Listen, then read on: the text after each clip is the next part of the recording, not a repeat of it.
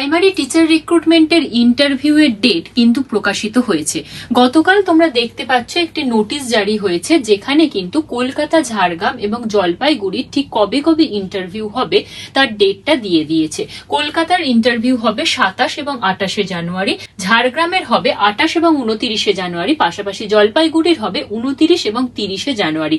এবং এই তিনটেরই interview venue হচ্ছে আচার্য প্রফুল্লচন্দ্র ভবন, সল্টলেক, কলকাতা 7,91,000।